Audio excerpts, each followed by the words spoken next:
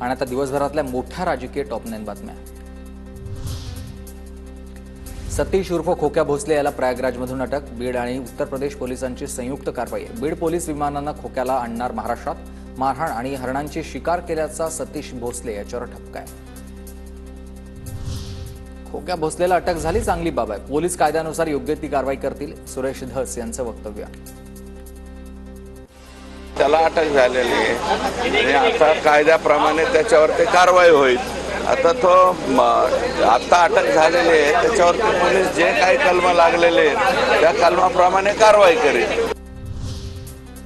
खोक्या पोलिसांना सापडला, आता बोका पण आत जाईल। खोक्याजवळचा सोन्याचा खजिना कुठून येतो ते शोधा, वडेट्टीवारांची मागणी आहे। बाकाचा आकाश शोधला तसा खोक्याचा बोका शोधावा। ते सगळं कुठून आणलेत पैसे, बंडल कुठून येतात, सोन्याचा खजाना कुठून येतो, सगळं शोधण्याची आवश्यकता आहे, शोधलं पाहिजे।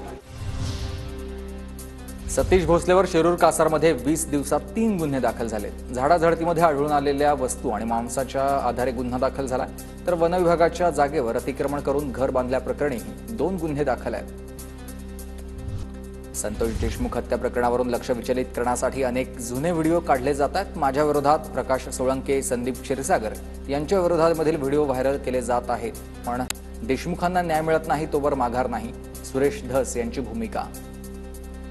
लोकांची बदनामी कशी होईल असा प्रयत्न चाललेला आहे आणि संतोष देशमुख खून प्रकरणावरून लक्ष विचलित करण्यासाठी हे वेगवेगळे गेम चालतात। संतोष देशमुख हत्या प्रकरणी 26 तारखेला पुढील सुनावणी। कोर्टाकडून आरोपींची ओळख परेड। कोर्टानं आरोपींना हात वर करायला सांगितलं, वाल्मिकनं हात जोडले। कराड कोर्टामध्ये व्हिडिओ कॉन्फरन्सिंगद्वारे उपस्थित होता। इंद्रजित सावंत धमकी प्रकरणी कोल्हापूर सत्र न्यायालयात प्रशांत कोरटकरला दिलासा मिळाला आहे। प्रत्यक्ष हजर राहण्याची गरज नाही, तर पुढील सुनावणी 17 तारखेला होईल।